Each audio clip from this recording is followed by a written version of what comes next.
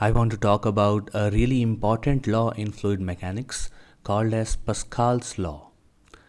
So this is the Wikipedia definition of Pascal's law, which says Pascal's law is a principle in fluid mechanics given by Blaise Pascal that states that a pressure change at any point in a confined incompressible fluid. Incompressible is a keyword here. That states that a pressure change at any point in a confined incompressible fluid is transmitted throughout the fluid such that the same change occurs everywhere. Let's try to understand what this law actually says. So to show that, I've taken again a beaker in which I have filled some liquid again with density rho. And again, let's assume, so we have been learning about Pascal's law since the beginning, and now I'm going to explicitly tell you that this is Pascal's law, but you already have an intuition for it. As soon as I tell you, you'd be able to recognize. So when we assume that there is vacuum on top of it, then the pressure at any point A, which has a depth h from the surface, we knew that it was rho g h. Rho is the density of the liquid. G is acceleration due to gravity at this place where we are doing this experiment. Now the pressure at this point A is just rho g h, because we know there is nothing on top of this surface. And when there was air in the picture, when the vacuum wasn't there, it was air, and we found out that there is something called as atmospheric pressure that will act on the top of the surface. In that case, when we found out that the pressure at A is going to be P naught plus rho g h. This is what this principle says actually. So as you can see, when the pressure P naught is exerted on the top of the surface, then the pressure inside the liquid at any point, this h can be any variable, will increase by this much amount P naught. Right, and this is what it says, that change in pressure at any point in a confined incompressible fluid is transmitted throughout the fluid. If you take any other point B, then here also, suppose this is some other height x, then the pressure here when vacuum is there on the top will be rho gx, but when air is there, then the pressure here also will increase by the same amount P naught. So pressure at B is going to be P naught plus rho gx. And can you see the similarity between both the points? Now when there is air on top of it, then the pressure has been increased by equal amount, that is P naught, and which is at the top of this surface. To better understand this case, again we can take one more example.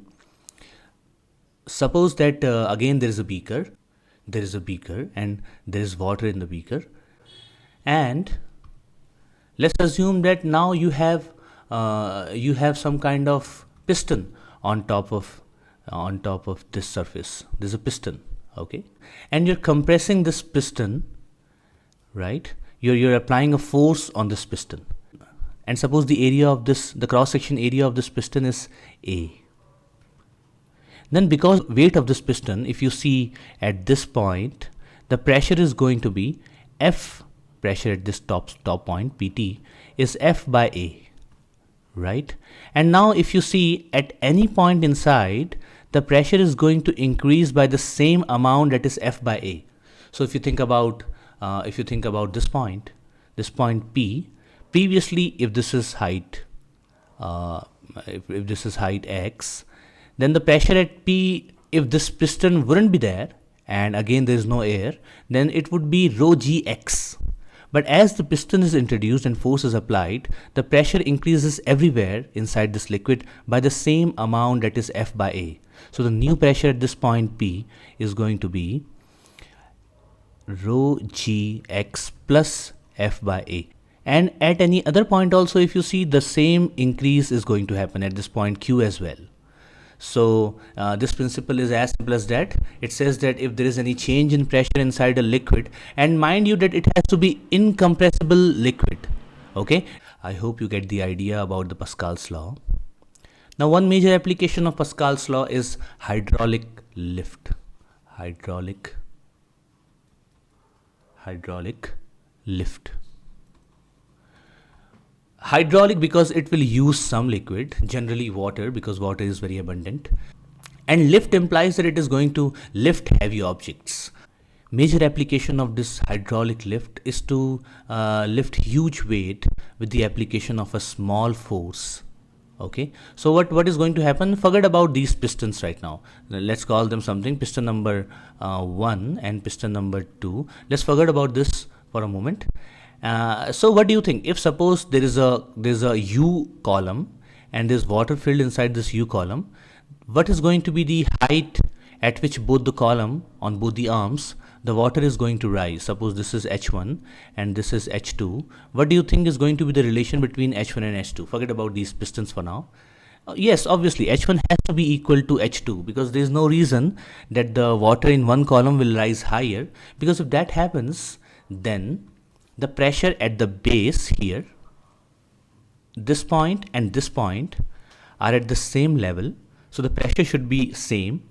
But if the heights are different, then, and pressure is rho gh, the heights are different, then pressure here is going to be different from pressure here. And if that happens, then liquid is going to flow from higher pressure to lower pressure. Pressure at the same height it should be same. And this is the direct consequence of Pascal's law. So when the pistons were not there, then the level of water was same. And now let's attach two pistons here such that the area A1, as you can see, is smaller than area A2. Okay. Now what is going to happen? If suppose you have a huge some load here, okay, let's say a car, you have a car here that you want to lift, and you don't have that much amount of other weight to lift this car. So what you're going to do is you're going to use this hydraulic lift, this principle. So suppose if this car is really heavy, right, it means that you need a large amount of F2 to lift this car.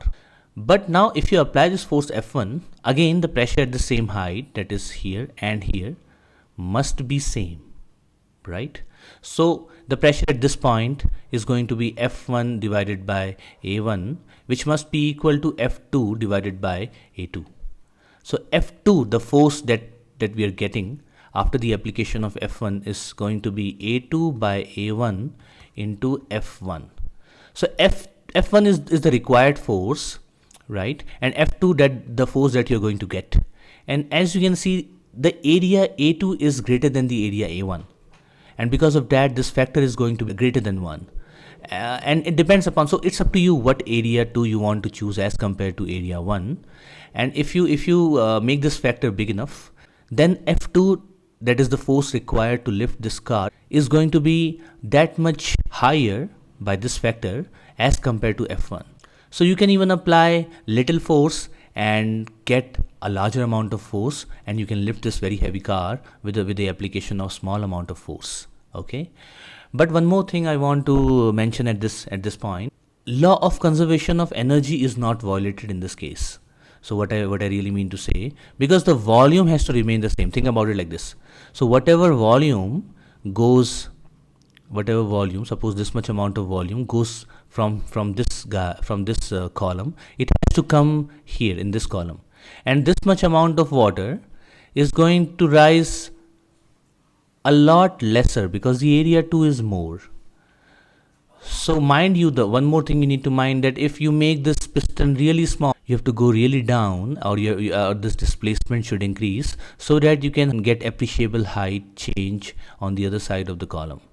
So remember this, conservation of energy is not violated. Work done by this force F1 into X1 has to be equal to the work that you're going to get, that is F2 into X2 in this case.